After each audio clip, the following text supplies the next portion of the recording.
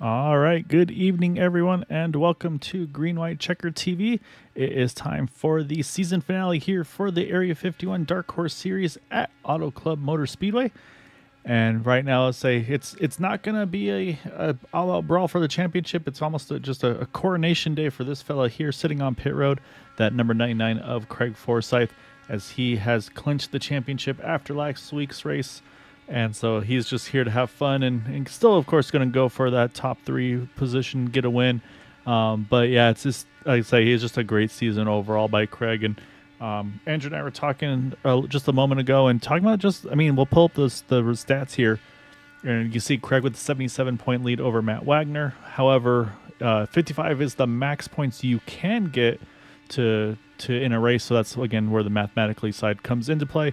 But we were talking about and looking at the numbers, and just one of those things where if one or two small things go just a tiny bit different, it really could change the outcome of how this championship had gone. Obviously, the big one for Matt Wagner was having that connectivity issues a few weeks back, prevented him from even making the race without giving him a chance there. And then also you see in fourth in points, Charles Teed, he only made 7 of the races. And so unfortunately, with only the one drop week, that dropped him out of the running. But again, I mean, he's still sitting fourth with only 7 starts. And looking at the stats, 6 top 5s compared to Craig's 7, right on par with Gary Laverne there as well. And Matt Wagner, he's just right there with him. So great job by all 4 of those guys. And even top 10, 7 top 10s compared to 8 for Matt and Gary. Craig a little more consistent with the 10, which is kind of what's bumped Craig over the numbers of Matt and Gary. So yeah, just a really great season for Craig, and honestly, a really great season for Charles T too. Just unfortunately, the numbers didn't. Just not being able to make all the races, unfortunately, real life kind of got in the way of him getting the virtual championship hunt for that one. So, but yeah, Andrew, I mean, I say it's been crazy. It's already 12 races in. We got a great car count tonight. Looks like just under 20 for this evening, and yeah, so these guys get to now just kind of go out, have fun, and looking at the distance, I say a pretty good, decent amount of space between most of the drivers, so not a lot of close points battles. The one I looked the closest right now is Casey Butsky, Eric Peterson, Jeff Hysong. They're all within about 10 points of each other, so that could be a really good battle for that 6th, 7th, and 8th spot in the points. Of course, everybody's going to want to get all they can, but I think most of these guys, they're going to go for just kind of go out with a bang, get the top 3 podium finish, get a win. To lead into the upcoming season, which I'll say Matt's going to be doing some announcements on at some point in this one. So yeah, looking forward to see what these guys have in store for us tonight, and of course the upcoming seasons. I can't believe how fast the season's gone, Kyle. I feel like I just started with you about a month and a half ago or so, and we've already gotten 12 races in here. But we got a fan favorite here. We got AutoClub Speedway. As you mentioned, the points championship is pretty much all set, all pretty much done and over with. But like you said, there's still a couple of battles for some positions throughout the field, and some of these guys are guys that haven't necessarily been up at the top of the points before. So it's going to be one of those kind of races where you want to put your best performance in to kind of end the season on a high note and perhaps go into the next season of whatever the announcement's going to be. With a little bit of momentum and confidence, and say, okay, I ended this race really well. I think next season is going to be my season that I can challenge for some race wins or perhaps contend for the championship should that be so.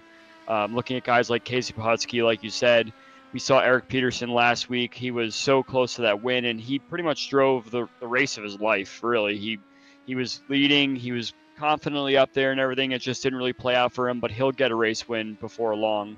That's something you could definitely confirm, but we're looking at some of these newer guys here. Gary Laverne obviously has had a great season. He was relatively new to the series and everything, and he's put himself up at the front every race, but something always kind of seems to happen to him, so perhaps he just wants a nice, smooth finish tonight. And like you mentioned, Charles Teed is always a contender when he's in these types of races. So hopefully these guys, especially these mid-pack guys, make a splash tonight and put themselves on the map for whatever's coming forward. Yeah, no, that's going to be a lot of fun to see. And I say also, I was looking at the numbers, and there's a lot of guys who they're going to want to get the win. I mean, Matt Wagner surprisingly has not had a win yet with his 6 top 5, so that's kind of probably bugging him a little bit. Same for Gary Laverne with his 7 top 5s. Yari Brupacher, Casey Putsky mentioned, Eric Peterson looking for wins. Jeff Heisung, Jim Herrick for those in the top 10 in the points. So there's a lot of guys there that have a really, really good chance at trying to get a win here this season. So it's going to be a lot of fun to see. And of course, let's say pop in the chat, Raphael Eckert, wishing everybody good luck tonight. SA winner last week. I say he wished everybody good luck. He got the win, so we'll see if he can get 2 for 2 as well for him in that number 064. So it's going to be a lot of fun. However, qualifying has just completed. So what I'm going to do now is we're going to pull up our official starting grid for tonight's event. And it is going to be Matt Wagner on the pole here tonight at Auto Club over Gary Laverne. Then you got Craig Forsyth, Nick DeGroot, Eric Peterson, our top 5. Jim Herrick, Raphael Reynolds, Yari Brupacher, Charles T, Jeff Heisong, top 10. Continuing down, you got Andrew McMurray, Casey Pahutsky, Raphael Eckert, Chris Stouffer, Taylor Reeves, Brad Adams, Elmer Joseph, and then Jim Brooks and Bill Colley in 18th and 19th. So those will be the 19 drivers here taking part in tonight's event, as we will head over to find our drivers here at this, get ready for the event here. And you see everybody starting to get lined up here. Got a good view of Gary Laverne there with behind the pace truck, and these guys just about to roll off. Everybody has gridded, and we are going to get that one warm-up lap underway, and then we will be racing here for 100 laps.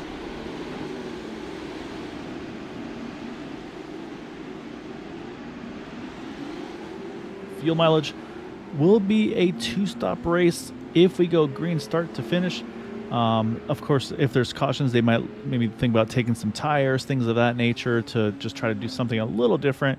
Maybe try to get a little bit of extra fresher rubber on them. 111 track temperature, so that could come into play tonight as well. So we'll definitely keep an eye on that. But yeah, so we'll see what the strategies are going to be here tonight. Again, with the track temp as high as it is, it's going to be one of those races where we're going to want to find some air on the front wings of these cars. And you look at the backstretch here, you can see there's 5 lanes available. Will they want to use them all? Probably not. I'm going to say, though, there's probably going to be, I'd say, probably about 4 solid lanes Andrew will probably see in use here tonight. I think that we're going to see a lot of the fanning out on the turns, but on the back straightaway, there's going to be everyone kind of single file, maybe going too wide or going kind of sitting, saving fuel, or going for the move in the next corner. So you're right. It's a wide track, but every once in a while, these guys just kind of sit in line and want to save fuel. So let's see how it happens. Yeah, so this is one where you don't have to save to make the 2-stopper. Everybody was telling me that they should be able to pretty much just go full send start to finish. Map 1, no saving. So hearing about mid to upper 30s on the fuel mileage. First round will be a little shorter. As see the green flag in the window. Green flag is out. Already drivers peek into that 3rd lane. I think it's Yari Brupacher wasting no time. We're going to go 4 wide off the kick here as they head into turn number 1. That's very, very risky, especially for the start of the race. But this is always the time of the race where you want to make the moves that you want to make. So these guys seem to make it safely through turn 1. Let's see how it goes into turn 3. Yeah, looks like so far so good. Matt's at the moment hanging on to that lead, but Nick DeGroot, great start as well. He is up 2 spots in that number 89. Obviously, whenever Nick is here, he's always one to keep an eye on. And right now, it looks like Matt will, well, let's wait and see at the line. Yes, he'll just lead lap number 1 over Nick DeGroot. Craig Forsyth, you see there in 3rd. Then Gary Laverne again. I mean, the top 5 are pretty much the guys you've seen up front all season long. One of the most trickiest things that you could think of with Auto Club Speedway is that turn 4 wall. That turn 4 wall comes up very, very fast. And where you think you're throwing your car down towards the bottom, next thing you know, you hit some dirty air and you're trying to kind of catch the car on the exit. So I think we're going to have to keep an eye on turn 4, especially as we get into the lap, 8, 9, 10 area where people are really starting to push it if they're not saving the fuel. So I'm excited to see, especially with the hotter temperatures, how these guys handle that. Yeah, it's going to be very intriguing to see. And we see one way up top there. I think that was Raphael Reynolds. Man, running way up against the wall there out of turn 2, like you'd just mentioned. Just snuck around Jim Herrick there in that number 40 machine. So, yeah, right now, like I said, these guys are trying to find that clean air to put on the wing. And that's what you're going to see is everybody kind of stagger just a little bit off. Try to find just any clean air you can. Then, like you said, once they hit the straightaways, steal all the draft you can, because you kind of get into this draft train now. And right now, Nick DeGroot's able to lead that draft train at the moment. You see, though, there's Matt Wagner just peeking into the frame. But again, he's going to then jump out to that outside line and take a look out at back here now in the right rear camera to find that 6 car. I would say let's watch around 9th or 10th place down the front straightaway on the camera next lap. You could see everybody's going to be doing heavy lifting, trying to save that fuel. It's a fuel save game always in the series, and you'll be able to see these guys really kind of coming off the throttle, especially once they're in single file mode. Yeah, hop on board last week's winner, Rafael Eckert, and actually just rolling 5th gear, actually down all the way to 4th gear. I really thought these guys would be riding in that 5th and 6th gear. So yeah, so a little surprised on the revs on this car here in that number 064. So I'm gonna go. Let's go to a Charles T. Let's compare what he's doing.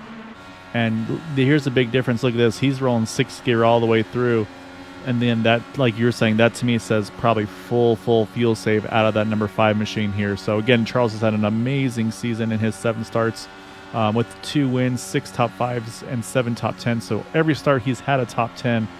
Just a great overall season by him. So, and yeah, so it looks like there's, I say, if you're talking about fuel saving though, Andrew, he's a perfect example of that. And kind of the polar opposites we saw with Rafael Eckert, rolling all the way down to 4th gear, Teed staying all the way up into 6th. Let's watch Andrew McMurray coming down the front straightaway this time. You'll see the big fuel save as he gets towards the front of this pack here. He's drafting up on the cars ahead, and you're going to see just kind of the big lift right there entering the corner.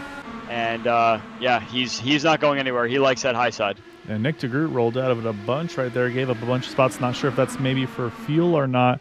The car that's making some moves, though, like you mentioned, Andrew McMurray, Yari Brubacher, we saw his aggressive start. He is all the way up now into that runner-up spot. He's going to go for the lead here. Oh, maybe just touched the apron for a slight second. Able to keep it safe, though. And it looks like he should lead this lap. So right now, our bigger movers are Yari Brubacher, Rafael Reynolds up 4 spots in that 013. We mentioned him. You just mentioned Andrew McMurray as well. He's up a couple spots. And then Chris Stouffer, haven't talked about him. Again, one of those really talented part-time drivers. Would love to see Chris be able to kind of go for the full season and see what he could do. Because, again, I think he's another one that's pretty much would be I'd say top 3 championship contender category. I think we're watching the tires start to wear a little bit now. Everyone's starting to kind of push higher and higher out of turn 3 and turn 4 there.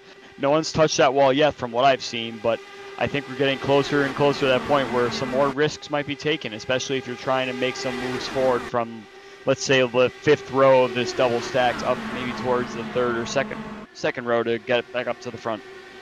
Yeah, right now it's yeah, honestly, just having some experience running the NASCARs at Kansas, where it's a very high line oriented track, just the way the banking is, you've kind of got that feel here. But I was about to mention is the driver who's probably the most comfortable running the top side is this 51 car of Jim Brooks. I say we've seen him time and time again, so good running the top.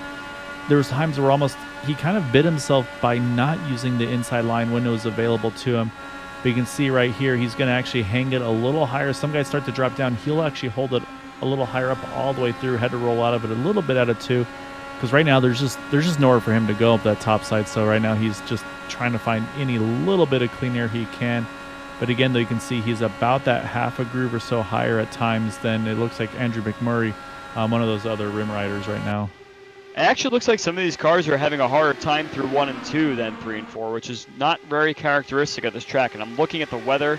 You see that the winds are coming from the south right now. It's not too bad. If you remember last time, you and I had a blast here watching that turn 2 camera.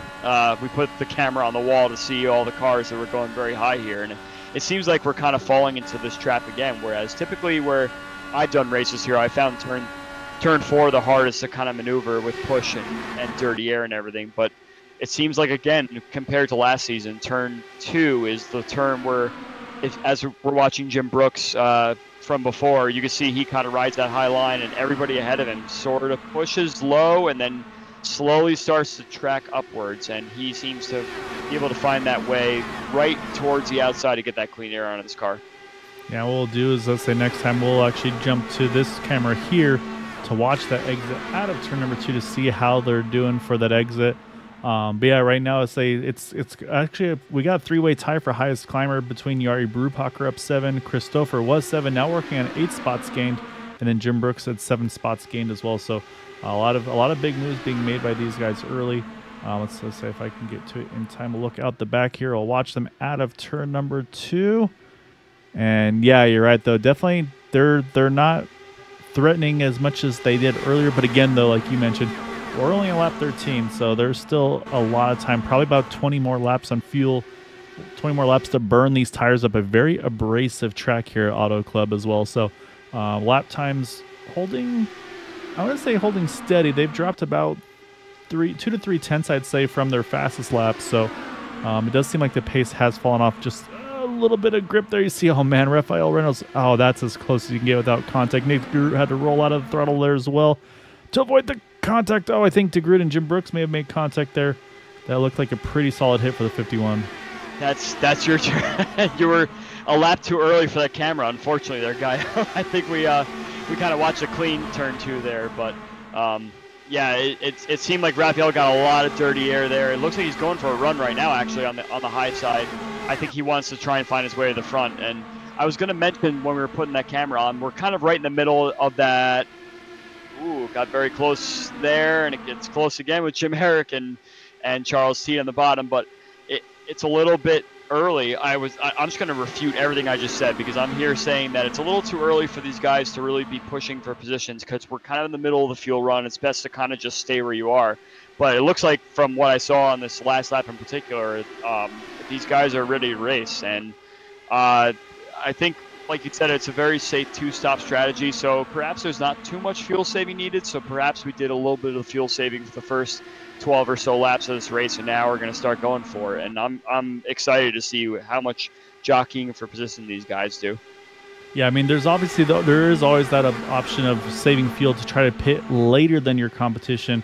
We were doing some talking with the drivers, and they did mention that this, even here at Michigan and Auto Club, you will get trapped a lap down if you pit under green flag conditions. So that then kind of makes that enticing strategy to run long, because if there's a caution during the pit stop cycle, you have a chance of jumping a bunch of cars here. So that's going to be where the fuel safe strategy, I think, really comes into play, is for those that really want to try to play the long game.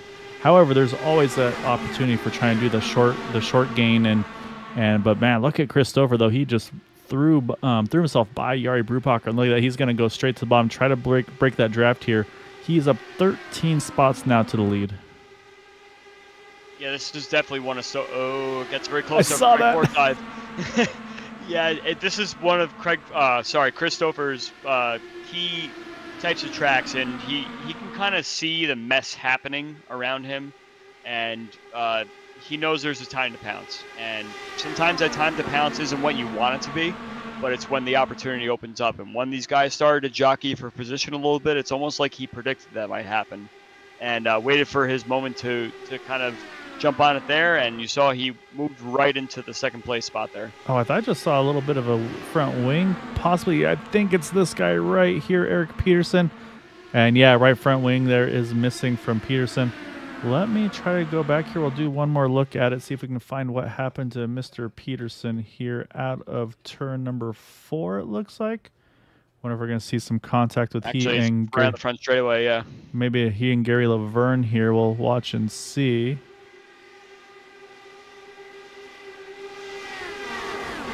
Oh yeah, just they kind of, one moved up, one moved down, and they kind of met in the middle. So we'll jump back live. I can tell you Peterson is on pit road as we speak, because yeah, I mean that car's just not going to rotate. And again, also got a little bit of the wall there, so this puts him outside the fuel window still. However, right now would be the only car a lap down at the moment. And this is also a tough decision to make here as well, Andrew. Do you go ahead and take the fast repair if it's just wing damage, or do you just eat the extra 5 seconds for that front wing change in order to save that fast repair for later in the race? I think you just kind of take the front wing repair. I think that's exactly what he did as he's exiting the pits now.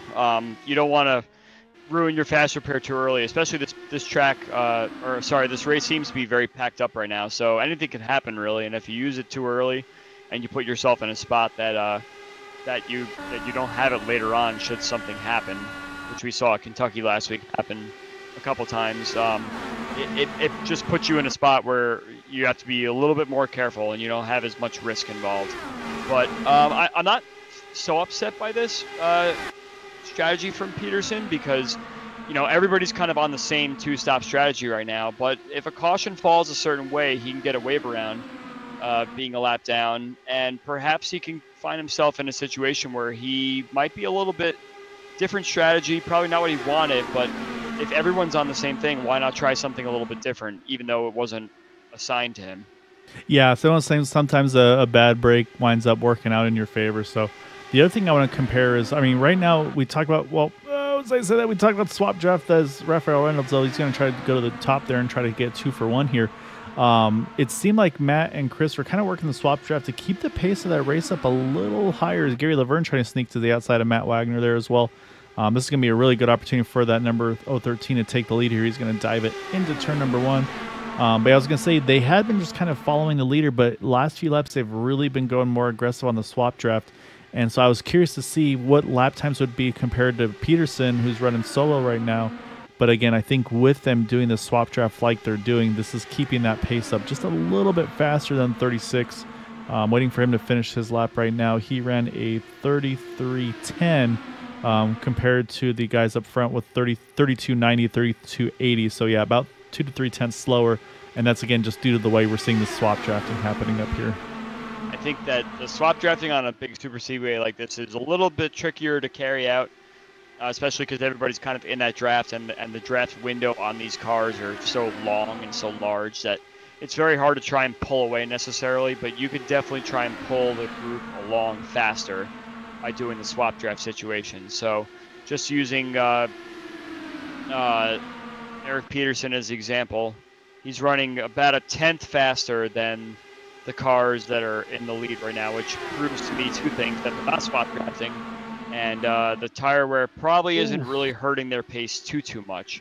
So I would have thought that if they were doing some sort of fuel savers or the tires were starting to wear, that maybe Peterson would really start to be about 3-4 tenths faster than the pack. But everyone seems to be doing low 33s, even with the draft, and it seems like Peterson is also doing these low 33s by himself. So the pace is kind of equalized for that. So unfortunate for Peterson that he can't really catch up to the group and try and make some hay, and maybe come out and be his own leader once the pit stop cycle is complete.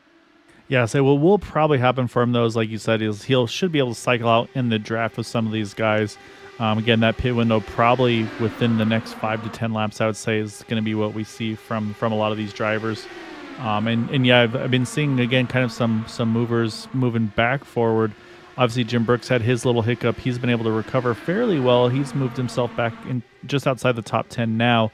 But it seems like the pace is still there in the 51. Nick DeGroot's starting to make his charge back up as well. I think some strategies of maybe trying to save some tire a little bit. And then that puts me right back to the 064. We talked about him. Always seems to be just really good on the long run. So I think we're starting to see him probably start to show some pace out of that 64 car as well to kind of get ready to start challenging as we hit that pit cycle window. It looks like these guys are back to a fuel save again, because you can see down the front straightaway they're all staying high and kind of staying lockstep and right in a line of each other and really doing heavy lifts, because the lap times have come back down again to mid 33s. So the leaders are doing high 32s, and these guys back in 7th, 8th, 9th place are all lifting and doing mid 33s again. So it's kind of this ebb and flow theory here, where you have enough fuel to do 2 stops with an easy fuel save, but sometimes it's best to just stay in the pack, and you can make your pit stops shorter by saving the fuel that you need.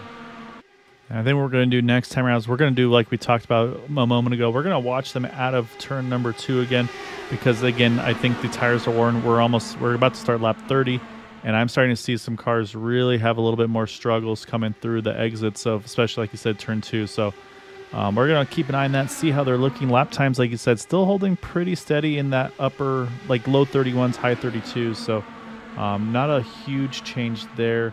Let's see if I can catch them here in time. These guys are usually too quick.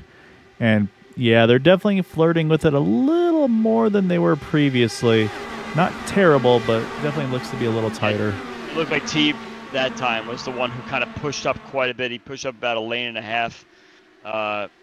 And I think we're back to not fuel saving again, because the pack's starting to split up again. So it's interesting how these guys sort of know when to work together on certain laps and when they really got to push it. And it's not like a regular fuel save race where you have to fuel save right from exiting pit road. It's it's one of those like, okay, I'll save fuel for 3 laps, and then I'll maybe catch someone sleeping as they're saving fuel on the next lap, kind of thing. They work together in some aspect, but other times they're like, nope, I'm going to pick up 4 positions on this corner. Yeah, that's what Charles Teed had some plans on doing, but then Jari Brupacher ran the inside line, which is exactly where Teed wanted to go. He lost all that momentum, had to back it down, almost gave an option for Raphael Reynolds to try to make a move on him. And so now he's got to regroup and do it again. And here you go. There's that stagger we talked about. You see one to the bottom, one I would say middle, kind of middle top, and then Teed having to go with that extra groove up. But now he's going to get that big tail here down the back, and we'll see if he's going to try to make a move. Nope, he's going to stay tucked in here, still behind the 13. Interesting that Jari is pitting this lap, and it's kind of very close to lap 33. He's going to have to do a lot of fuel saving if he's going to do 2 stops here. Yeah, he's right on. They're going to be coming to 33 now, so this is a little bit of a short pit. So this might be a strategy call where, hey, I want to try to jump out and get in front of the guys and take the gamble of maybe getting trapped a lap down. So I think that's what we're seeing out of Jari, is because if he gets a good pit stop here, he could come out right in the draft of those other guys and pull right back up to him and almost kind of have a net gain. I already see Stouffer. It looks like he's hugging it to the inside. No, he's going to continue to stay out. And it looks like, yeah, that's it. Let me correct myself. I do remember you mentioning at the start of this race that they had a bit of a fuel glitch. So they did start with a little less fuel than expected. So actually, a long stop for Jari too, 10 seconds. Yeah, I think we're actually okay for 2 stops, like you mentioned, because they started this race on a shorter fuel tank for whatever reason. So if Jari was able to make it 32 and these guys are making it to 33, then it should be a super easy 2-stopper, especially if they are able to fill the tanks all the way to the top for the next stop. They should be able to go to like lap 67, 68 at the very least. And so this opens up, like you just talked about too, the fuel saving side of things. This might be actually where it's worthwhile to have been saving fuel, because now you're not going to have to put as much fuel into these cars, and that shorter pit stop is going to pay big dividends. So looking right now, and Yari's definitely been is the furthest out from his pit stop. I can tell you Peterson and Jim Brooks, they've come out together, so at least there'll be some draft. Matt Wagner's going to head onto pit road now in that number 6. And what I'm also seeing, Andrew, is I'm seeing a lot of front brake lockup on the entry. These things seem to be very forward biased on the brakes, which makes it really hard to slow down in time. And look at this, though. I'm going to Christopher here, waiting for Jari, and he is almost there here. So it's going to be close between the two of them. This is, again, these two are right up front when they pitted. And actually give the pit stop here to Christopher. Yeah, you were mentioning the brake lock. This is definitely one of those tracks where it's very, very hard to find your spot to brake, especially if you're braking with somebody, because you kind of have to work together to make sure you're going to stop together and not overdo it or anything like that. So that you're right. This is definitely one of the trickier ones to get down on pit road, especially with the front locking. And the other thing is it's very easy to go right through your box because of the asphalt to concrete mix. You think you're going to be able to stop in time, and next thing you know, you're stopping on more slippery surface, and it's very easy to go right through your pit box. Looks like Craig's going to continue to go a little further. Gary Laverne will hit pit road here. And yeah, so we'll be keeping an eye and see where everybody cycles out. Right now, with the ones we have together are these guys here, Jari Brupacher, Christopher, Matt Wagner, all together. But again, though, with these pit stops being 9-10 seconds long, that's actually pulled them out of the draft. Now we look up here to Nick DeGroot, Charles Teed as they roll up to speed. Here comes those guys at the head of steam. So it looks like these 5 will wind up together. And you see just a little further back there, Eric Peterson leading that group with Raphael Reynolds and Jim Brooks. We're going to jump back up front, though, because here comes a big chunk of the cars on pit road. And that's going to leave 2 drivers, it looks like, yet to pit, which will be Raphael Eckert and Jim Herrick doing some really good fuel saving. It looks like these guys have definitely made the point clear that you could do this on 2 stops, especially if you're doing your first stint on 38, 39 laps. Yeah, we're on 38, or we're starting 39 now. So 37, 38 laps with the fuel save and on a shorter tank. So the last of the guys are pitting here. So I believe you're right. I think Christopher had kind of the best stop of the group there. So he might jump ahead here, but let's see where Craig Forsyth comes out. Yeah, and that's going to be, I've been watching the pit stop times, and honestly, pretty much everybody's in a similar boat pit stop wise. The so far one of the longest ones I've seen is about 10.4 seconds stopped in their pit lane, which is Matt Wagner. The shortest I'm seeing is about 9.5, so really only a second margin. So even all that fuel saving hasn't made a huge difference. But like you said about Craig, though, Craig was 9.9 seconds compared to Christopher's 9.8. So yeah, no real rhyme or reason at this point. I say it's hard to say how it's going to all cycle through, but Jim Herrick just exiting pits. There they go. Rafael Eckert getting up to speed right now in that 064 as we watch out the rear of his car. Yep, here comes everybody. Craig on the bottom trying to steal some draft. And good work from these guys back here. Look at these guys, Peterson, Reynolds, and company. They're in the draft window again, so we might have back up to, I think, 15 cars, it looks like, after this first pit cycle. I think you had mentioned that it looked like Yari had a bad stop, but look at him up here challenging for the lead here. So it may have been just long in the box because he was waiting for the fuel to make sure the fuel was completely set in the car before going. So not a penalty or anything for Yari, so good job to him there. And he's right back here in the mix again, right kind of where he was sitting right before he took the pit stop from wherever he was, second or third or so. Yeah, no, it's a really good stop for Yari. And I'm looking also at the total pit lane time, and pretty much everybody was in a lot of drivers are in the 44 or so second bracket. But one stands out to me a bunch, and that's the 064. One more time, he was 42.03 seconds pit lane time compared to Yari was 44.92. So again, nearly 3 seconds shorter on pit lane altogether from the 064 compared to Yari. So that's a really good in and out lap for Rafael. And again, he and Jim Herrick were the two that went the furthest on fuel to lap 39 compared to, let's say, 32 for Yari. So also a little bit fresher tires, so that could still come into play as well. And unfortunately, it seems like this group here is kind of fizzled back out here trying to catch those guys. They've fallen just outside that 1.5 second bracket. So again, they got to start doing that swap draft to try to pull themselves back in. Lap time wise, they did run a 32.91, about 0.2 quicker than Craig Forsyth for 33.19. This group is really starting to pack back up again. For the hot temperatures that we have here, we have what is it, 108. It's cooled down a little bit, yeah. 107 now, yeah. Down. Yeah, it was up in the mid 110s before, so it started to cool down a bit. But we can see that we still have this kind of pack racing situation going, and these guys are definitely trying to still play a fuel save game, even though they know they can make it another pit stop. Would have expected a little more action, especially from some of these guys such as Wagner, Nick DeGroot, and such that really feel like they should be more up towards the front, but are just kind of hanging out back here and maybe just find their way. I'm also wondering maybe after that first run, they maybe felt like, hey, we really killed our tires that first run. Let's back it down a teeny bit to make sure we have tires at the end of the run. I wonder if that may be coming into play too, because it seemed like some of those drivers, like you said, were starting to really struggle towards the later half there. But of course, as I say, Nick's listening to you, I think, because as soon as you made a comment, he's gained a couple spots here now up to 4th, and he's looking to the outside of Yari here to see if he can get a good exit, which he's going to get a great exit out of 4. The problem is, where does he take it here down the front? I think he's just kind of sit because it's kind of packed up and there's not a lot of room to go here. I think Craig has just kind of pinned himself right to the bottom line for now. We got both Yari and Chris that are just trying to kind of maneuver, but as we've mentioned before, Chris and Craig are teammates in this league, so it's quite possible that it's just kind of putting up a wall for anyone else to really maneuver, but it's not going to stay that way for long, especially when you got Matt, Nick, and Yari, all guys that are credible and guys in the series that know how to get to the front. They're not going to be able to take that for much longer. Yeah, at some point the move will happen, but you're right, though. I mean, Chris is definitely just kind of, I'm not going to say running wingman, but he's doing a good job staying pretty much lockstep with him. I can tell you those other guys, though, they've now just made their way back, so they should be able to hold from here. So add Rafael Reynolds, Eric Peterson, Jim Brooks, Jeff Heisong, Casey Putsky.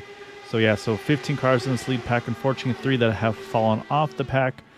Taylor Reeves, Elmer Joseph, Brad Adams. But again, they're still trying to run some laps. So you see the swap draft happening right there with them. And then Bill Colley, unfortunately, so he had a pretty lengthy pit stop, so he's fallen out pretty much about a half a lap down at the moment. So, again, he'll want to break. And, of course, while we go back and look at that up front, they go 3 wide another time here with Matt Wagner now trying to get to the point. It all kind of seems lockstep right now. We got Nick kind of just hanging out here in the middle part of the top 10. I would have expected him to really try and make his way forward, kind of like what we were seeing with him in Kentucky last week. But perhaps he's just kind of doing the Christopher approach from the first stint and just waiting for his opportunity to pounce, because he just sees a wall of cars up ahead. And perhaps there's not really too much to do for him, or he may not find his car works in certain situations. So it's just a matter of time before we see Nick make his way forward. And who knows, perhaps he's going for the, I'm going to fill my fuel tank a little bit shorter than the rest of you guys and then beat everyone out of the pits by a few seconds. So there's always a little calculation going on there. And that's actually a really good point, because, again, these guys do need to still make one more pit stop before the end of this race. So, and again, we'll see if it winds up being under green or caution. But you're spot on there, though, Andrew, because, again, Jari Brubacher pitted at 32. So we know he's going to probably have a lengthier pit stop on his next one just because of the distance. Then you go to those who went the furthest, all the way to lap 39, Jim Herrick, Raphael Eckert. And they're kind of, again, back on cruise control. So can they maybe turn that 9-10 second pit stop into a 7-8 second pit stop? I mean, that's going to make a huge difference in this race. And again, then there's the opportunity, too, of when do you make that final stop? Do you decide, hey, let's try to short pit it, kind of like we saw with Jari, or do we just run it as far as we can? Because, again, there's that potential. If you can really nail your pit stop and get out with the field, there's a great chance that you might be able to kind of grab that draft and almost net cycle yourself up through and past the draft for them to even have a chance to get you. But so just cross halfway point, and we're back 3 wide here for the lead. I don't really see any benefit for an early pit stop in this case, because yes, you'll put yourself in some sort of draft window, but look at where's the room, Guile? Point to me where there's any room for anybody to come out at the back of this field or in the middle of this field to try and bust their way to the front. It's next to impossible. We saw with Eric Peterson running by himself, he was running the same lap times as the leaders were running on 20-something lap old tires. So I really, personally, if it were me, I could be totally wrong here, but I do not see a benefit to pitting early. I think these guys are going to go as late as they possibly can, or time it maybe 3 or 4 laps early so that, yes, they come out in the pack, but everybody's going to be peeling off one by one. And if you catch the right amount of draft and the right amount of drivers from the same situation, then when everyone peels off, you'll just be way out in the lead. So it's definitely very important to pick your pit stop timely. Yeah, that's a really good point, too. And like you mentioned, it doesn't seem like there is a ton of fall-off. It seems like right now, yeah, the pace has dropped a little bit because we haven't seen that swap drafting happening lately. And so, yeah, these guys now running in the 3320s or so compared to the upper 30, or so, yeah, upper 32s, I should say. And so, yeah, so right now that's, I think, the main thing. And also, really, Craig is one of the few so far that's been able to really kind of hug the bottom without too much drama. As we've seen before, someone get a big run, they jump to the outside and even maybe be able to clear him. You're watching Jari try to do that exact thing now. But again, though, I don't think entering 3, can't quite clear him still. But yeah, so far, Craig hasn't really had too much issue hugging the bottom lane, as Yari's maybe thought about trying to cut underneath him, but couldn't quite do it one more time. But yeah, so right now, also wondered, is that going to maybe be hurting Craig's right front tire? Might start making push later on in the run. I think it will. I think eventually it's going to be very difficult to hold the line down there. But what I'm more concerned about is a lot of these guys in like 4 or 5 rows back that are taking the low line. Craig is trying to steal the bottom, and everybody behind him is kind of swinging down there to keep the draft going. And if there's any cars on the bottom, we've already seen a couple of very close calls with guys that are trying to swing down to the bottom to get that draft, and there are cars down on that low line. So that's what I'm most concerned about right now. It looks like we got Raphael Reynolds that's making a big move here on all these fuel-saving guys. Yeah, so he was one of those guys that was in that pack back with Peterson and Jim Brooks and Casey Pahutsky, but right there you saw how bad the aero washes, and he was going for about 2nd, 3rd position. He's now fallen all the way back to 7th, almost 8th now, just from that one little miscue having to roll out of the throttle from the dirty air. And that just tells you, again, also how much you got to find that, position your car in the right spot to get the clean air I can tell you Eric Peterson's on Piro. Again, this is a scheduled stop for him. Again, he had that front wing damage that he had to get serviced right off the bat. So, again, can't make it to the end. But the other option that he might have this time to work with is he might have some drafting help when he comes out this time around, because he'll have a couple cars with Brad Adams, Elmer Joseph, Taylor Reeves. Might be able to tag with them and steal a little bit of extra draft and help his pace out. Well, this is actually a good bellwether here. We could see if he does come out in the pack, if he is able to make his way towards the front, because this is kind of going back to what we were saying before for anybody that's early stopping. If they're early stopping, actually it looks like It's a long stop. Yeah, that was a very long stop from him. Okay, so I was going to say that if he comes out with the pack and if he's able to go to the front, then maybe other people will see that and say, okay, maybe I should early pit stop and try and make my way to the front, but we'll never know that now. However, what he does have going for him is if he can tag onto the back of these two, grab that draft, you can see he's trying to stay right in their tire tracks.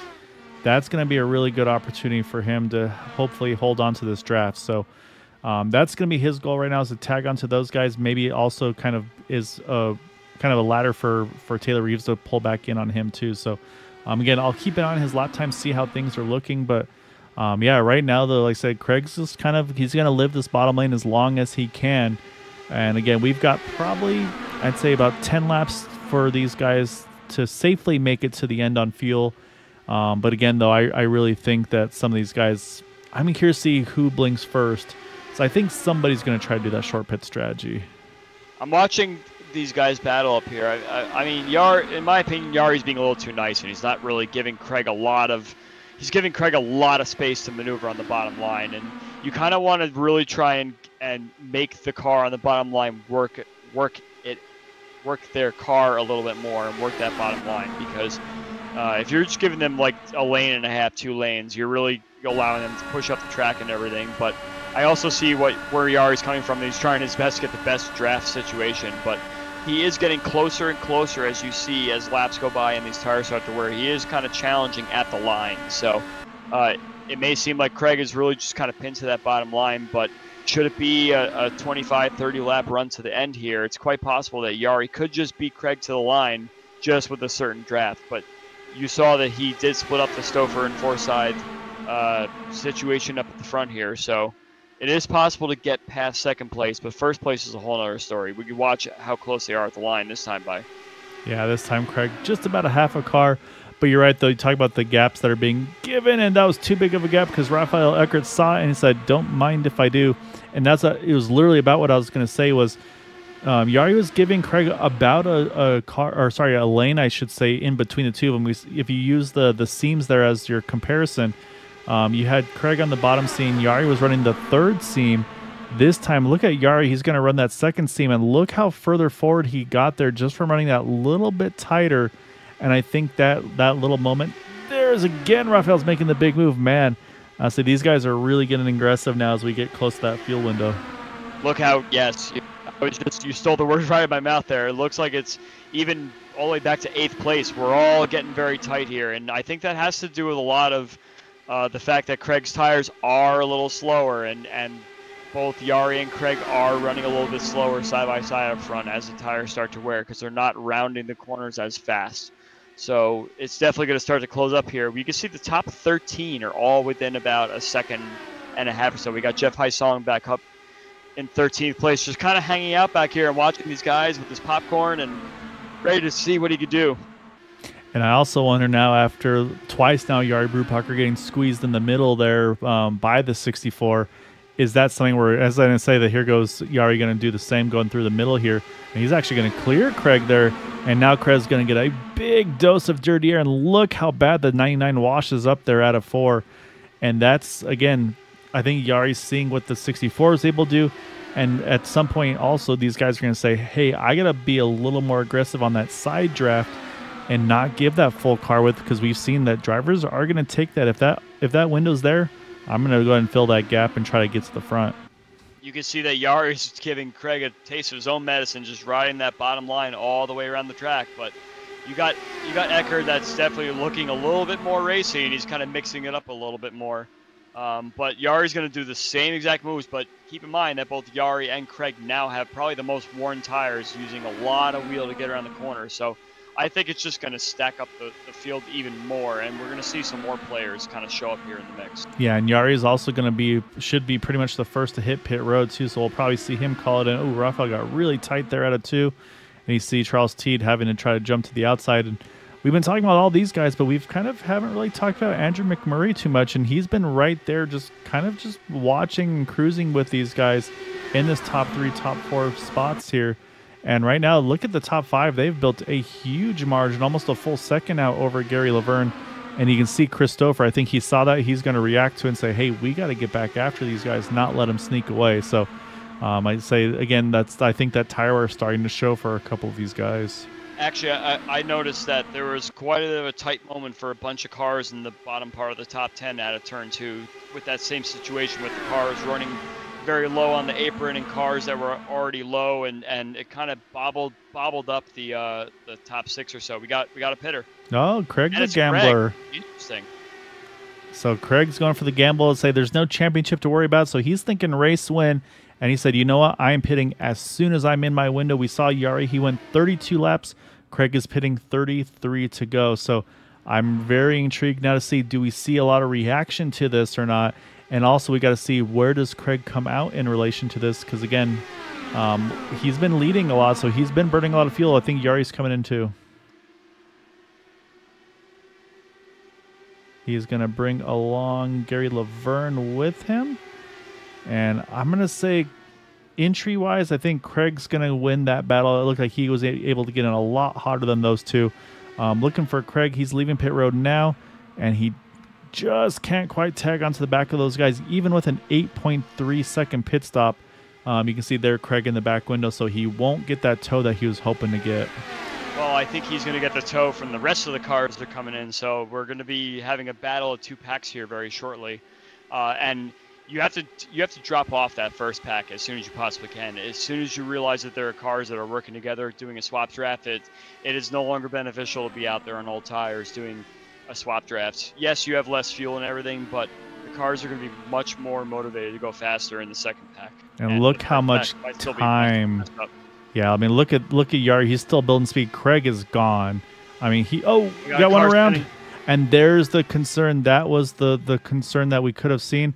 And that's going to bring out the yellow. And that was just Gary Laverne trying to be a little too aggressive on the throttle there. Came up onto the track. Caution is out. And that's Craig saying, man, I took the gamble. Didn't quite pay off. We had Rafael Reynolds on pit road as well. He's going to get trapped a lap down.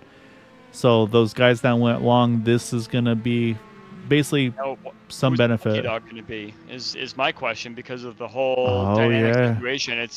It might be a little bit sketchy, and I think it may be Craig. I actually think it might be Yari, because it depends on when iRacing marks you a lap down, right? It's not just when the yellow exactly comes out. I'm not sure, but yeah, we'll take a look at Gary Laverne's yeah, we're going to focus on Gary. And so we'll back up just a teeny bit to get a better view of it. And again, this is just Gary's just going full hustle. He's trying to stay up on the draft of Yari. And so you can see he gets through one.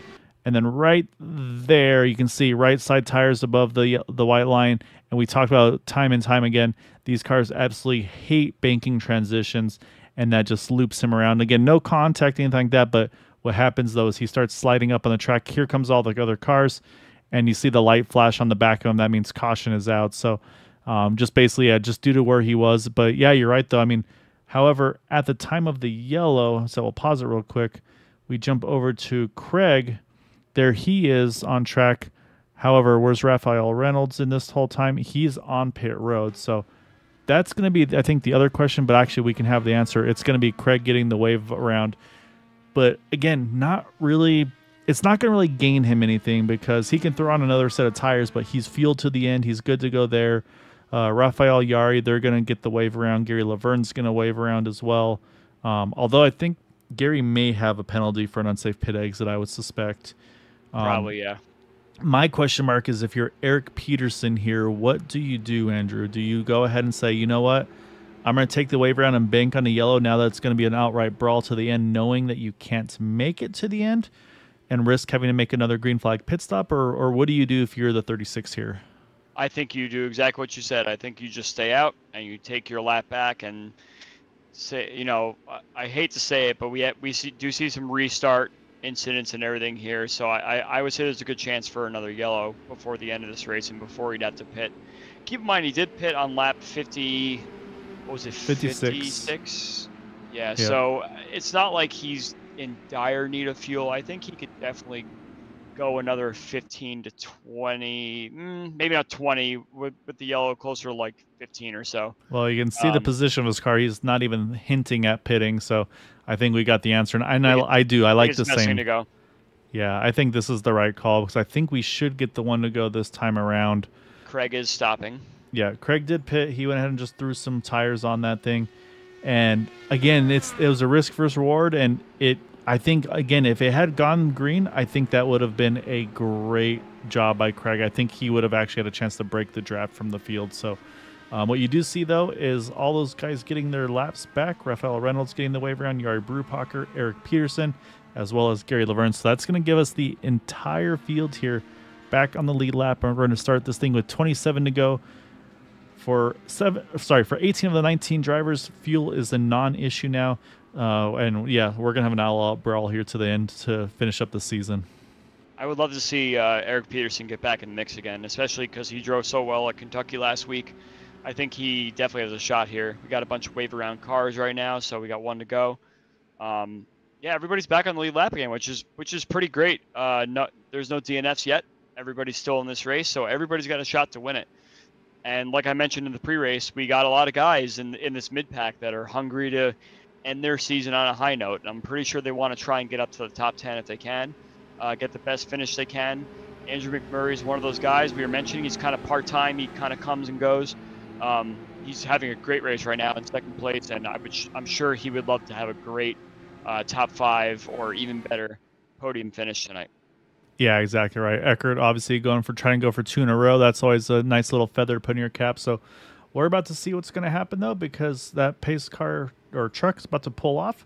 That is going to hand it over to Raphael Eckert here as he's down and away. We're back to green, 27 laps to go at the line. And so far, it looks like a fairly clean restart through the field. I say a little bit busy right around here with the 66, the 51. They have the 76, 34. They are all bunched up together here. But yeah, so far so good. Looks like a clean start. And Craig's got a lot of work to do, try to get some of that track position back, and he is wasting no time. I think we're going to see that excitement really kind of stir up here. Like we were mentioning, there's no more fuel concerns left in this race. Everybody's going to be really going for it. I don't think we're going to see any fuel save action going on. I think everybody's going to really be going for it, and it'll be a very exciting last 25 laps. Yeah, 66 there. Elmo Joseph caught the wall. He's on the apron. Okay, he's good to go now. Caught the wall a little bit off before. I think that's, again, just cold tires, not building up temperature yet. But we're going to jump back up front because we've got not a breakaway, but a slight breakaway for these top 4. And Craig is slicing and dicing. And looking at Nick DeGroot. He's going to make a big move to the bottom, trying to go for the lead. It was only a matter of time before we saw Nick up front. He was kind of buying his time a little bit, and he's shown his face up here where he feels like he belongs. So Nick takes the lead, and I'm sure he's going to pull a Craig Forsyth right now and just pin himself right to that bottom line. So let's see if anyone else can outdo him in turn 2 here. And I'm going to say answer right now is yes. Raphael's able to actually hold a great exit. I think he's going to clear him. Look at that, able to hug the outside line and still hold on to that top spot. So a little further back there, so you can see it's a really big battle here with Craig Forsyth there. Casey Buhutsky, then just further back there, Taylor Reeves, Raphael Reynolds, Jim Brooks, Jari Brubacher, all these guys. Again, these guys are fighting tooth and nail for position, but also track position. So there's a lot of battles going on, but we'll jump back up front because now we've got a third car vying for the lead there, but he's going to get a bunch of dirty air, and that's Chris Stouffer. And add Charles T to the mix here as well, and now Matt Wagner and Jim Heracall joining the party. You can definitely tell the pace has picked up because you pretty much lost the top 10th, 11th, 12th place in this pack. They're all trying to find their way. Craig Forsyth is right in the middle of this. Oh, Taylor Reeves gets a little bit tight on the bottom. I think he saves it, and is that Buhutsky? Oh, yeah, Casey Buhutsky manages to find his way up into P10 right now. So these guys have lost the draft. They're going to have to really work together and figure out the best swap drafting situation to get themselves back up in this front pack again.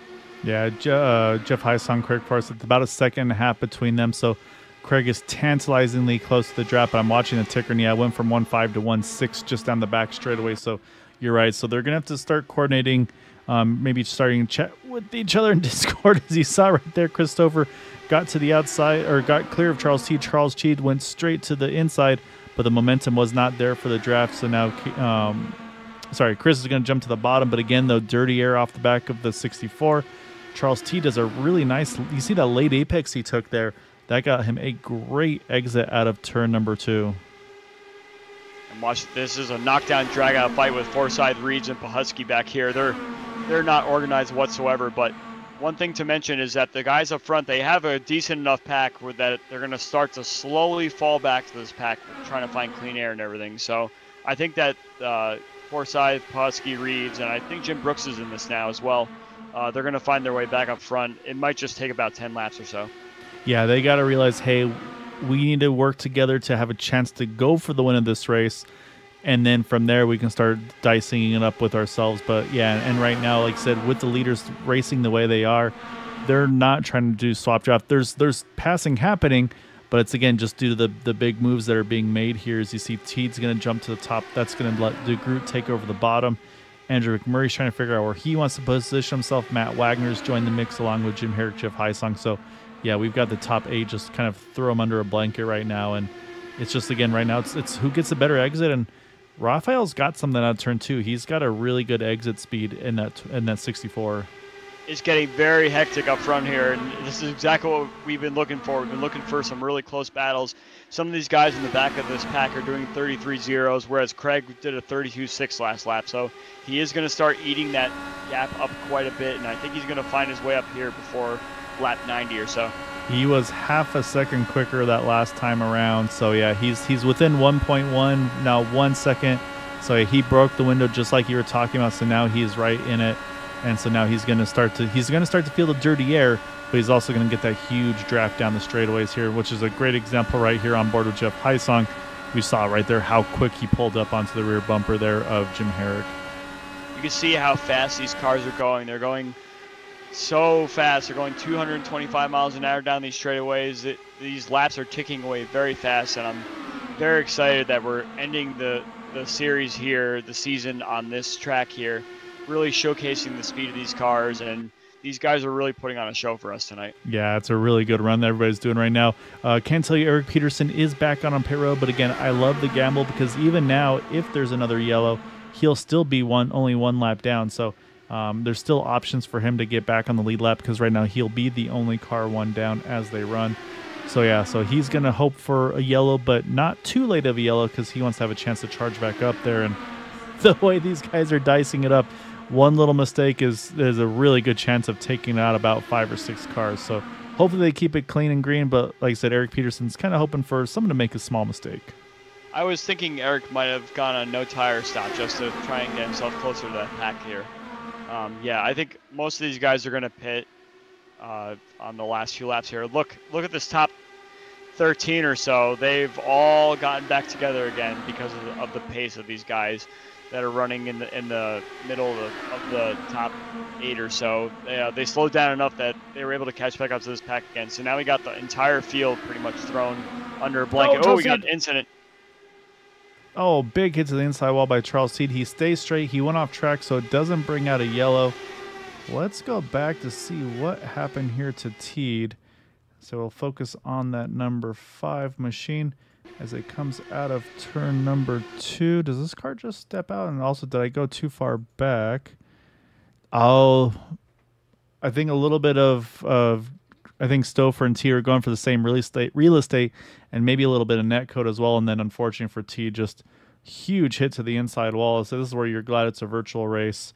So he's unfortunately going to have to limp that thing, I believe, back to pit road if he didn't have to take a tow. Yeah, he's still trying to limp this thing back. That's a scary sight for the field to kind of come around. Oh, big incident. Oh my goodness. Yep, there they are. Andrew McMurray was involved. Who else was in that one? I saw, was it Raphael Eckert? Yeah. Oh, Eckert's up and over. And he's not able to get on his wheels to try to roll anymore. So unfortunately, McMurray's that car won't rotate at all, and looks like he's had to take a quick tow, as has McMurray. And Teed's on pit road. And now this is going to be intriguing too, is at the time of the yellow, like you had mentioned, is Peterson ahead of Teed or is Teed ahead of Peterson? I think it'll go to Eric Peterson, but let's first go back. We'll take a look at a turn 4. Those last couple laps, it just unfortunately started all kicking off. So let's go back. We'll take a Teed look is currently lost in the pit lane, so there's that situation. He's trying to find his pit box, so I think Eric Peterson's going to get the wave around here. All right, so we're going to jump over to that 16. And so you can see him there passing Teed. I don't think that plays at all a role in this. I think we're going to see here is just they kind of, again, going for the same real estate. It kind of has that look to it. So we'll watch here as they come out. And, oh, yeah, left front to right rear. And, oh, my goodness, just, yeah, hooks the two of them. Oh, actually, we got to check on Christopher, too, because he may have got a little piece of that as well. Possibly Jim Herrick as well. So we're going to pause it one more time because I want to focus on the 64 now because there's a few more cars coming into his path. Jim Brooks is one, maybe sneaks through that one. But yeah, the 13 and the 40, potential question marks for them. But what I can tell you, though, as I'm sure you're watching as well, a lot of drivers went ahead and hit pit road here, possibly for some that maybe had damage from the incident. Others just saying, you know what, we need the tires here. 3 or 4 that stayed out, though: Matt Wagner, Jim Herrick, Craig Forsyth, and Gary Laverne. So 3 of those 4 drivers looking for their first win of the season here. So we haven't had an opportunity. Let's take a quick break here, show off our wonderful sponsor, 4D Racewear, and we'll be right back.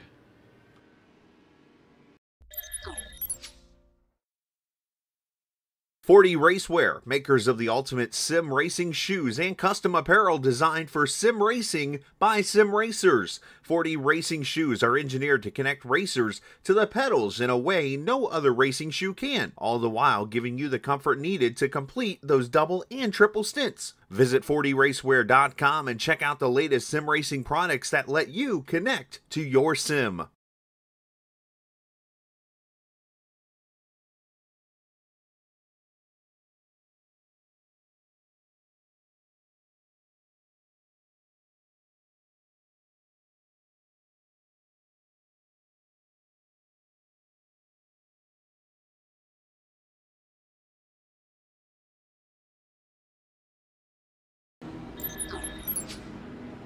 All right, lights are off of the pace car, and we can confirm that it is Eric Peterson that is back on the lead lap after all is said and done.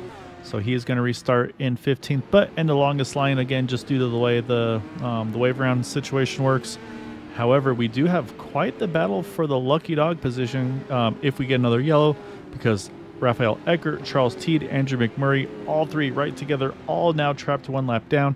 So they're going to be all vying for it, but I think the bigger story, like we just talked about before the break, you've got the top 4 did not pit, opting for track position, and 3 of those top 4 have not won a race this season, and we know how hungry these guys are going to be for wins here tonight. So it's going to be a lot of fun to see. Christopher, the first of those on tires, followed by Nick DeGroot, Jeff Heisong, Casey Pahutsky, Jim Brooks, Yari Brupacher as well. So yeah, this is going to be very interesting to see how these guys kind of play this out and see, do the tires make enough difference. It's about 15 laps, I'd say, roughly difference on tires between the leaders, top 4 to the guys that pitted there at 87. Yeah, I'm not really sure tires make such a huge difference here, so I imagine these top 4 will stay, well, they'll stay where they are at least for the first lap, but it'll start to mix up quite a bit once we get into the tires being warmed through their heat cycle and everything. So Matt Wagner's going to do his best to keep the lead. We'll see if he does it. Oh, a little bit of a hiccup there. That's going to stack up the guys behind, and that's going to give a nice breakaway for those top 3 because Gary Laverne did not have the start he was hoping for. We saw Nick DeGroot there jump down to the bottom to try to avoid any contact, as well as Christopher, and that's going to now let the top 3 have a little bit of breathing room. As Matt Wagner, though, Craig Forsyth, we'll see. So he's got 240 race where teammates going to try to go after him here, both on the outside as they head into turn number 3. Craig is clear, just clears the number 6 car. Craig's going to take the point out of 4. That was very, very exciting at turn 3 there. I'm not really sure what the old tires would have done there, but it seems like they all just kind of kept position, and we're back to 3 wide again going into turn 1. So once again, I think Craig's going to try to hug the bottom. Look at the 40, though, ran way up top there, tries to get the big exit. Matt's got to be careful not to open up the middle because we've seen that middle get taken a couple times. But also I'm watching a little further back there, Christopher. He's gotten up to that 4th spot now. Again, he's got fresher tires, and they should start to get that temperature. But look at the dirty air there, washed up right across the nose of the 32. But we got 9 to go. I'm interested to see how much of a move Chris can make here. I think there's no room for him to go anywhere, really. Kind of just ride the middle. Gary Laverne is still kind of just holding that position there on the old tires. He hasn't been swallowed up by the pack yet, but once a couple of these fresh tire guys go by, I think it'll be difficult. But Gary's making the charge on the outside of Jim Herrick there. You got a couple guys way up at the top there. I think you got Jim Brooks there, Yari Brewpacker, Casey Bahutsky. These guys all on top of each other there as well. Jeff Heisung's in that mix. And you're right, though. I mean, it's a train right now. There's just, where do you position your car? I mean, it's, I say they always make the joke about LA traffic, and that's about what we got here. Oh man, I thought the 13 and the 40 made contact, but luckily they were able to keep off each other. It's not even a blanket. It's just a piece of paper you can throw over these cars right now. Oh, we got a little contact with Jim Brooks and Pahutsky there, entering 3, but they seem to get away with it. Yeah, it's the point now. There's nowhere to go. These cars that stayed out. Oh, contact. There's contact. Oh my goodness, one up and over. I think that may have been, multiple cars involved. Eric Peterson. I think that started with Gary Laverne and Jeff Heisung got together entering turn 1. I believe that's how that started. Oh no, that wasn't. I'm sorry, that was Charles Teed I saw flipping up and over. I apologize. Yeah, so let's take another look at this because I think you're exactly right. I think a little further back here. Well, I think it was right, around Andrew McMurray. No, actually, I'm sorry. He's the one that went flying up and over. Let's go back a little further. Oh, yep, I just saw like you're talking about with Gary Laverne. So let's focus in on him. Get a better angle so we can actually see the cars here. And I think, again, it's one of those situations you're trying to make a move. You see the 32, he jumps low, but the problem is there was a car there. They ricochet off each other. And then while he's trying to hang on to it, actually, let me back it down here real quick. We'll switch over to Jeff Heisung. We're going to see right here, nowhere for Andrew McMurray to go. That guy goes up and over in the air. And the car that I thought was Eric Peterson was actually Charles Teed. You also see there, I believe that was, there goes Teed bunny hopping. Nick and Bill Colley, yeah. I think it was actually. Oh no, it's Brad Adams. Brad Adams was the other guy. Brad Adams. Okay. Yep. But yeah, then Bill Colley got a piece, and then Charles Teed, unfortunately, as well. So and say, we'll go back one more time here, take another look from Charles Teed because he was a little further back there. But again, we're running super slow-mo, so there's a lot happening that we can't see. Oh my goodness, I'm gonna watch this angle one more time. Watch the 16. That's wild. This is probably the craziest shot I've seen. You just see this guy and just flips up and over into the air. Oh my goodness. And then then you're also having to guess where's everybody go. And again, these guys are going 210, and then he just hops over the tires of Bill Colley as well as the 18 of Jeff Heisung. And unfortunately, a number of cars involved in that one. So we'll jump back live. Nothing strategy-wise has changed other than those involved having to pit. And double checking to see, I don't know. I don't think Raphael Eckert got the wave around. I'm still showing him one down. I wonder if did Elmer Joseph get the wave by? Because I'm showing him lead lap. So I'm not 100% sure if there was maybe already got a piece of it and we're all involved. But what we do know, the Tuesday Area 51 Dark Horse Series, Andrew, does not have green-white checkers. However, we're going to get the 1 to go on 4 to go. We'll restart this thing with 3 to go. So pretty much at that point, next yellow will end this race. And that's a very, very tough position to be in because, again, you don't know when and where to make your move. You can't just say, okay, I'll wait till the white flag, because at that point it's official. Because in this series, 3 to go, 2 to go, it's going to be an official race. So should a yellow come out. So these guys got to really kind of try to make their moves, and it's just going to make everybody just kind of that much more ramped up to try to make this happen.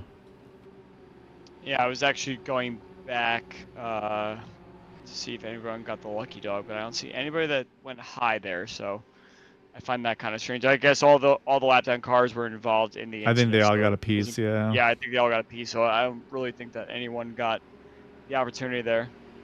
But it does mean, though, is we got 14 cars still vying for the win. Jeff Heisong, with all his craziness, he's able to get his fast repair in, so he's still in the thick of this one as well. There were... I think actually, yeah, Jeff's the only guy that pitted under that previous yellow. So everybody else, again, he had to with the damage. But yeah, so nobody decided, you know what, we don't want the fresh tires, because, again, I think it's the right call, even if you're in the back, because they take that lap or so to build up temperature, and I don't think that's going to be worthwhile at this point with the 3 to go restart. Yeah, it's all going to matter who gets the best restart here. I think Craig Forsyth has found his spot on the bottom there, so he's going to be a very, very tough car to get around. And I know Matt is very hungry for a win. He's had a very rough couple weeks here, so he's going to do anything he can. Yeah, and he's been fighting tooth and nail with Craig the last handful of races, and unfortunately, Craig's been able to get him a couple times, so you know he's got the bit between his teeth here. He's like, I'm not going to finish behind Craig again.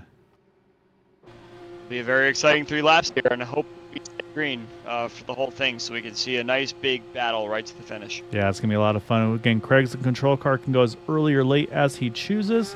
Now he is down and away. Gets a good little start there. Nick DeGroot is ready, though. Look how tight he was on Matt Wagner.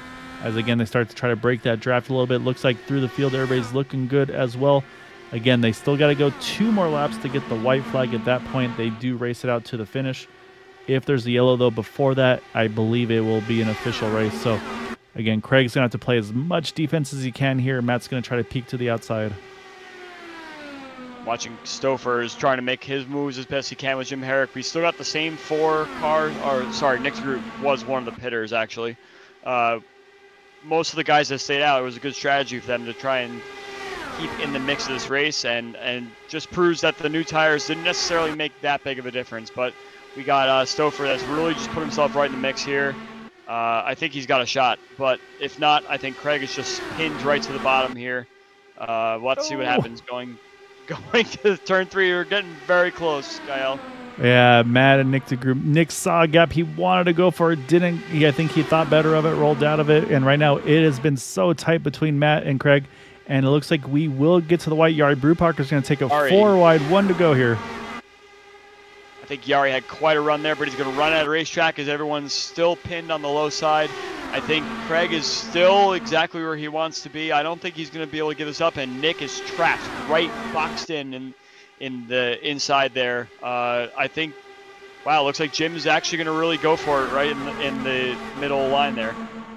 Now it's all about who's going to get the run out of turn number 4. Right now, Craig's got the shortest distance. Matt's going to have to squeeze as best he can. Got trouble in the back there. Craig's down to the apron, and I believe it will be Craig going to crown off the championship with the win here tonight at Auto Club over Matt Wagner. Jim Herrick's going to bring home a podium.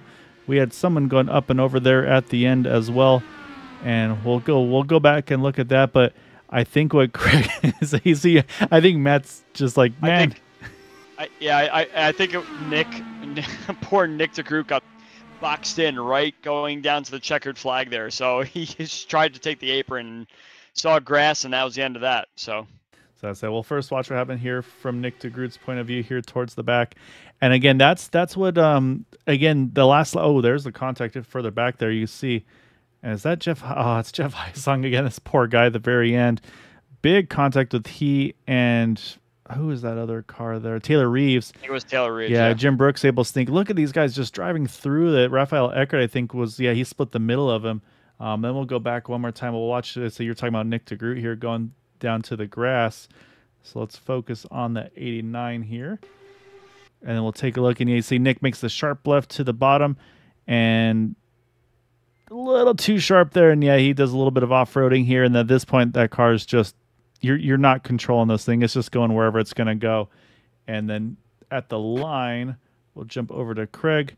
And so you can see there. And honestly, again, Matt's probably thinking Craig's going to go to stay on the white line. He doesn't maybe think about the apron.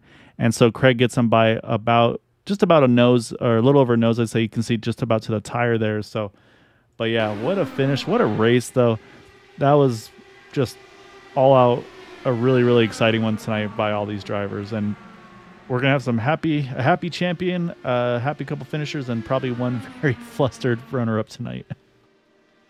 I think that was I'm so glad that they got to run green to the end there. Yes. You know, we don't have green, white checkered in the series like you mentioned, so it's always a little tricky when you get to the end of the race and you're trying to say, oh, wow, well, these cars actually make it, especially once the intensity sort of got ramped up quite a bit there. So I'm glad these guys finished the season under green with a photo finish there from Forsyth and Wagner. And really the whole top 10 was right there in play there, and Yari really gave it everything he could, and even Jim Herrick right there in the last couple of corners really thought he might have had something for the top two. Saying a wild Eric Peterson appeared there at the very end there while Craig was working on celebrations.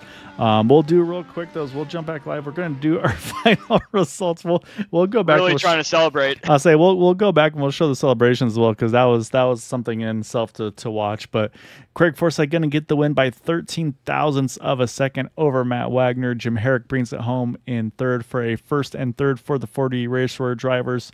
Christopher Yari Brupacher top fives. And actually, look at that, Yari Brupacher, Casey Pahutsky there, 1.151 with each other. So that one, actually, we might want to go back and look how close those two were. Nick DeGroot, we saw him doing some lawn mowing there. Also really close with Gary Laverne and Raphael Reynolds there as well for 8th and 9th. Eric Peterson brings home a top 10 after all was said and done for him. And then Jim Brooks, Elmer Joseph, Taylor Reeves, Jeff Heisong are lead lap finishers. And unfortunately, a couple early retirements, as well as a lap down for Raphael Eckert, but then Bill Cawley, Brad Adams, Andrew McMurray. And then unfortunately, the really good season ending, not the way Charles Tito's hoping for, in 19th here tonight. So I want to go back. I want to go look at this finish between Pahutsky, though, because I want to see how close those two are. Because again, I mean, it went to the thousandth, so that one's got to be a really good one for those two as well here. So we're going to go and slow this one down here. You see Pahutsky there in the 3. And yeah, he gets a huge draft here down the back. He jumps to the low side of Yari. And then right there at the line, I mean, yeah, that's about as close as you can get. Let me try to get a better angle to show. And yeah, you can see Yari looks like just a nose cone ahead. But yeah, what a great job by all these guys, though, tonight. I was going to say that Pahutsky was one of those guys, like, in my opinion, he's the guy that persevered through all the drama and everything, and he's someone who's kind of been sitting just outside the top 10 for most of the season. But you mentioned his point situation earlier in the broadcast, that he was kind of in that top 6, top 7 points battle. So he may have been consistent throughout the whole season in finishing around the top 10 or so, but he gets himself a nice finish here, right nestled in the top 10, and that should make him feel really good going into next season. And perhaps he's learned quite a bit about the type of racing and how he can get himself some good finishes. So congrats to him.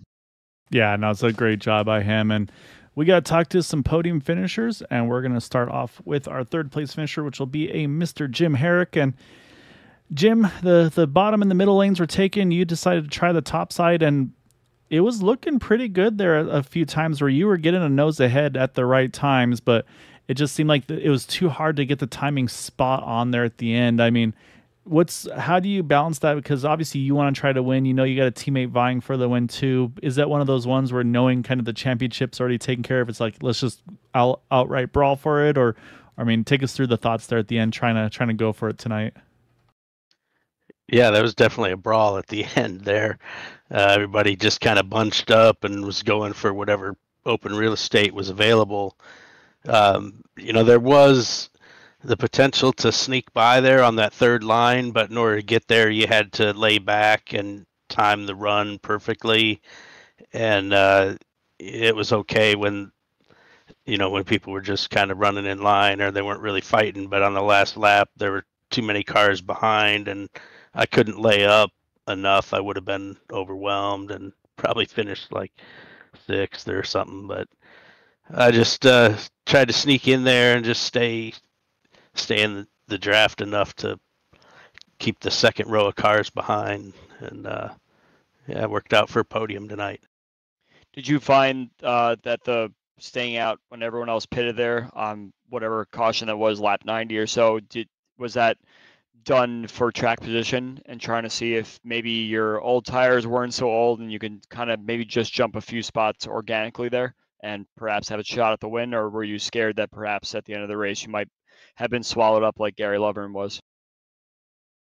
Yeah, I didn't have too much trouble with the tires. I didn't really see any reason to try and change them. I didn't think they were going to make that much of a difference, so I just decided to stay out. I figured if they're warm, probably be good. I don't know. It worked out though. Yeah, I mean it was a lot of fun. I say, and obviously this was I think probably one of the better tracks to finish the season at as well, just by the way the track races. It seemed like there was a nice balance between kind of tire wear, but then also just the outright pace of the car. So, I mean, did it feel like, because there was times where a few guys would just hug the bottom. Did it feel like when you were watching, did it seem like the bottom was giving up a little bit over the course of the tire run? Or, I mean, what was your thought process on that whole part at the end? Yeah, I didn't run that low line too much. I tried to stay in the high line. I was saving fuel a lot.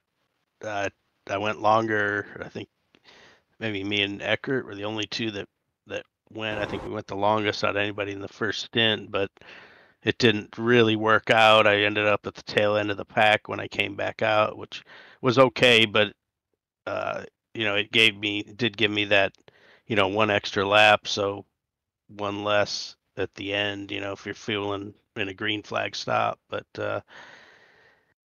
yeah, just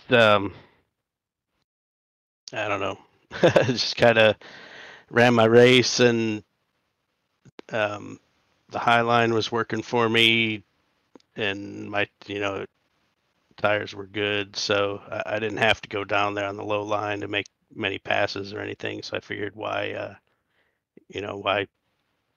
get the extra wear on the tires, just lay back and get around to the end. This track's it provides great racing, and the draft keeps people close, but you still have to drive the car a little bit. It's not like you can just go foot to the floor the whole time. So yeah, that was pretty much my strategy, was just to stay in it and do what was working, and we ended up riding around to the end and getting a podium.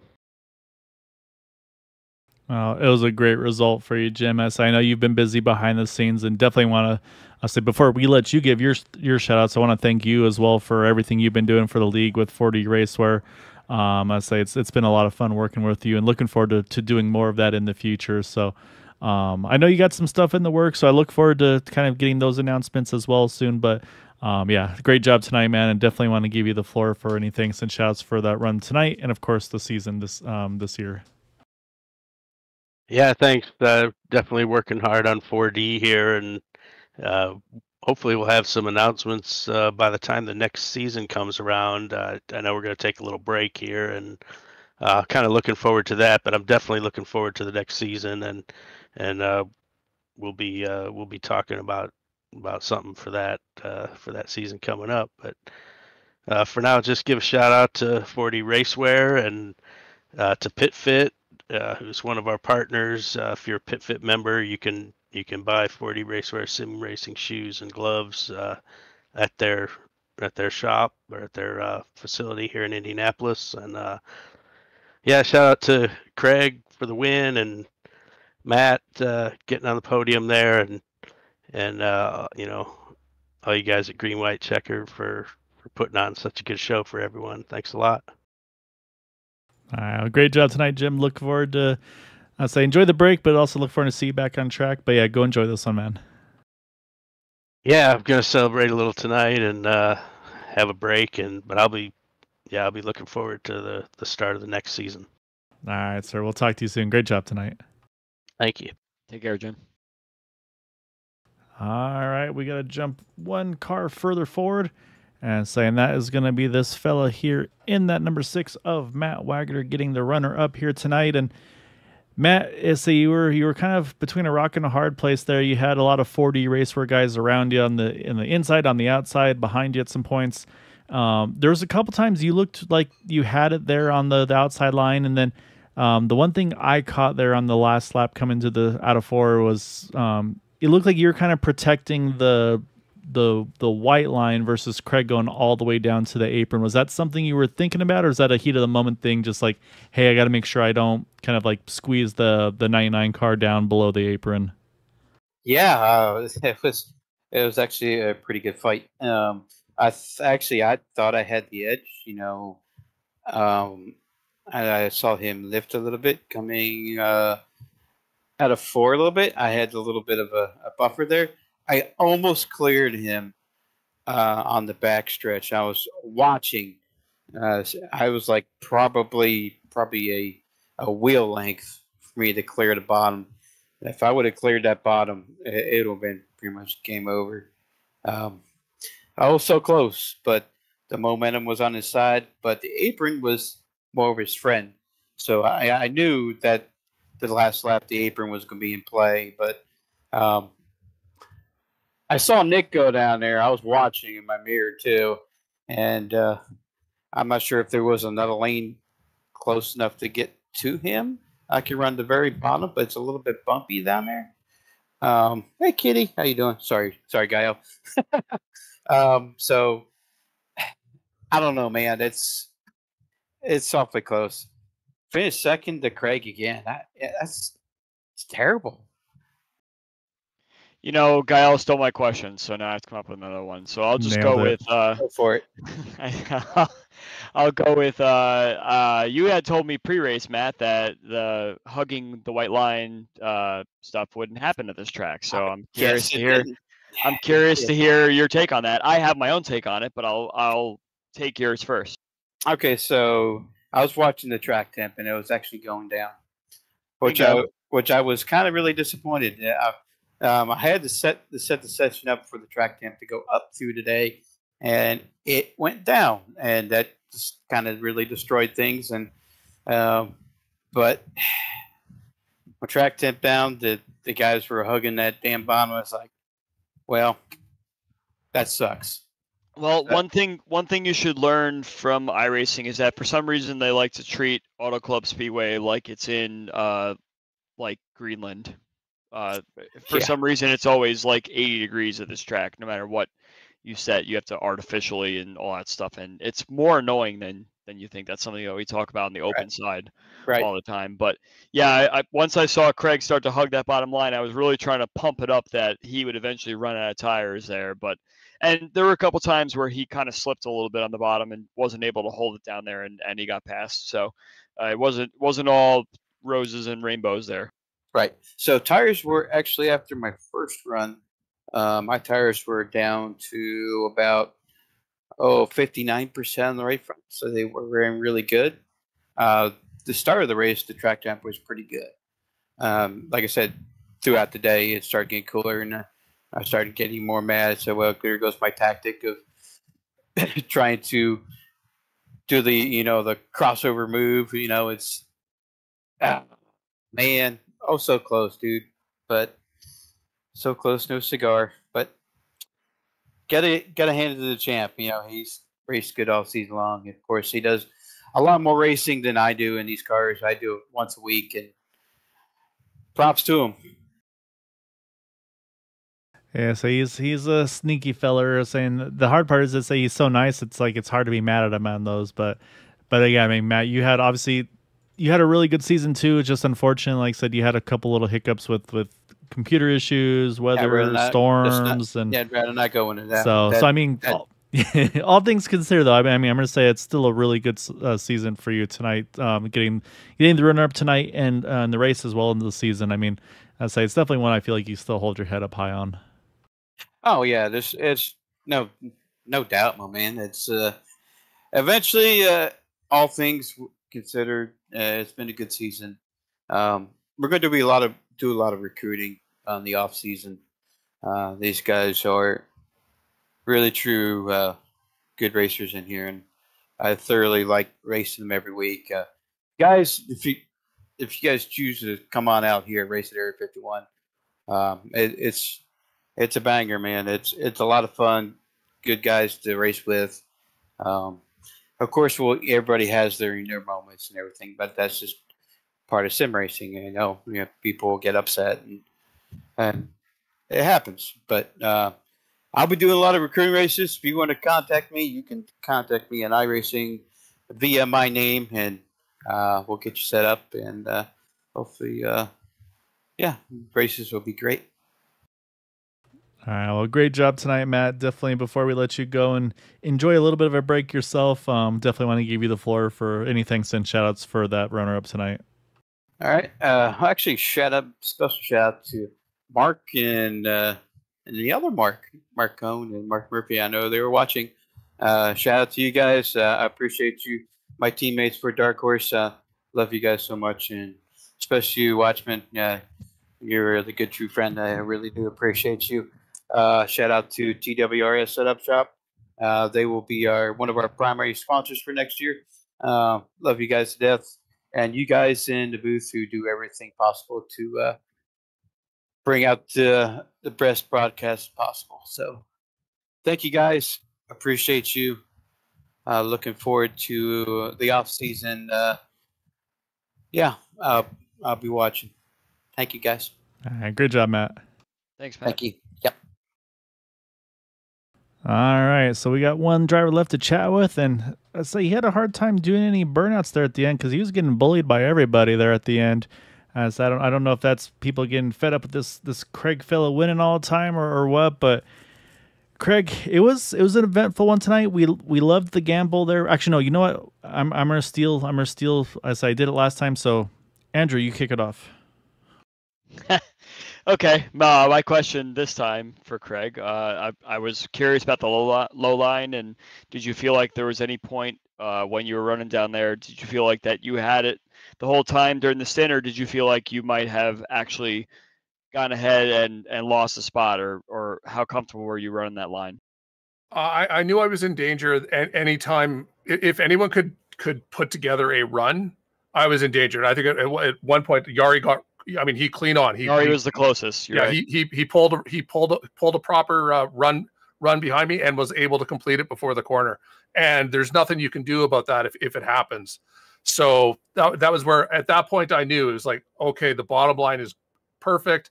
You just need to make sure that we're all bunched up and stuff, which makes for really, really stressful driving when you're 3 wide every single lap. But as long as you're bunched up like that, no one's going to get ahead of you. Yeah, and all you could do is stack up the rest of the field behind you, and you get someone like Raphael who splits it up the middle and then makes it very interesting for all parties. So, was it actually 4 wide there? Because yeah, at a couple points it was for sure. It was a little nerve-wracking, but it looked like a lot of fun. But yeah, and then. So where I was going to go, I wasn't sure if I was going to step on Andrew's toes or not. There was the pit sequence there at the end. You decided to try to do the short pit, and were you thinking, maybe hoping that you would be able to tag onto the back of the draft with that shorter pit stop and then kind of be able to maybe pull your way back through them? Or was it just hey, this is getting pretty hectic, I'm going to try something different? Like, what was the thought process there? Is it kind of one of those, like, I've got it locked up, let me take a bigger gamble than I wouldn't? Or, like, where were you thinking there? That was exactly it. I figured it was either win or be a lap down. But I figured because I was at the, in the front area there, I'd be able to come out and be the lead of the lap down cars. So at the worst, I'd get a lucky dog, which is still not optimal. But, I figured, I'm gonna hook up. I'm gonna come around, hook up, and I thought they were strung out enough that I was gonna be able to hook up with the tail end of the pack. And then all I needed was, once you have that, you need 3 laps, and you'll gain 4 seconds on the pack. So I figured it was worth the gamble, and then the caution came out at the wrong time and shut that down. I think I had just gotten it to like 1.4. I was just starting to get the draft, and the draft was starting to pull me forward, and then suddenly it didn't matter anymore. So then see what's the emotion there where you got that going, and then the caution comes out, and because I mean then I'm sure you're looking in your mirror too, you see the gap you've got over the guys that did also pit. Is that one of those like, oh man, if I think I had this if not for that? Yeah, it was lost opportunity. I knew it had worked out, and I it was going to be good, but that's fine. We regrouped, got the lucky dog, came back around on fresh tires. They got all bunched up right in front of me there, which unfortunately created a gap in the pack. So we were able to lead the second pack, and it took I think 10 or 12 laps to finally catch back up to the lead group at that point. So and then we could resume the battle, of course. And then when that final caution came out, I just figured, I've got nothing to lose at this point. We're just going to stay out. I knew as long as if I could get onto the bottom, that I could, even with the bit older tires, it was more important to be the lead car on the bottom. So it was just a matter of getting the jump on Matt down the back straight to on the initial start, because that's always your best opportunity to complete the pass and take the lead. Well, it was a really good race tonight. Obviously, really great season for you as well. I'm sure it's always fun to kind of finish the championship season kind of with the best result you can as well, getting the win, despite everybody's best efforts to kind of dethrone you and then dethrone you from doing celebratory burnouts there as well.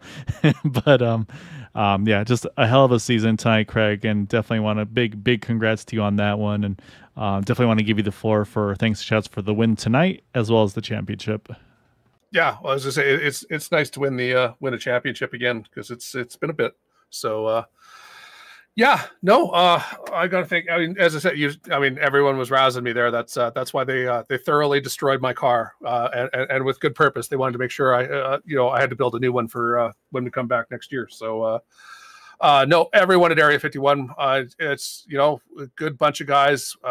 Love the racing. We're out here every Tuesday doing the racing with all the the same core crew. Plus, we keep getting new guys that come in, and they the ones that stick around, we love them bunches. And Jim Jim ended up on the bottom of the podium today, so he got his podium finally. So shout out to Jim and 4D Racewear for sponsoring the car, sponsoring the league, and they good driving shoes, good driving gloves, and of course you and Andrew doing the broadcast for us. Thank you very much, guys. Love watching it back. Love hearing you guys talk. All right, well, we'll let you go enjoy this. I think some of those guys are still waiting for you. So, but yeah, great job though tonight, Craig. Go enjoy this one, and look forward to seeing you go for defending that title. Thanks. You guys have a good rest of your night and stay safe. Thanks. All right, that's a season. As Craig's still getting bullied now in victory lane there by Matt Wagner. Like you said, they just yeah. They just couldn't help themselves. They just wanted to give him a hard time, it appears. But no, I mean, what a great race though tonight. I mean, like I said, I have like 4 tracks that are kind of like my must-haves for these cars, which is basically here, Michigan, Indy, and Pocono. Like I feel like those are probably my favorite tracks in with the Indy cars in iRacing. And tonight was not a disappointment by any means.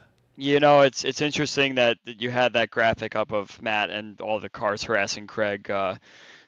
As Craig is here talking about how these core group of guys in this league all show up every week. They know how to push each other's buttons and get under each other's skin and everything like that. And it's something like that really is appealing to a lot of the guys that show up week after week in this league and everything. So hopefully whatever we come back with next season, whatever they have in store is just as exciting, and we'll have to see where it takes us.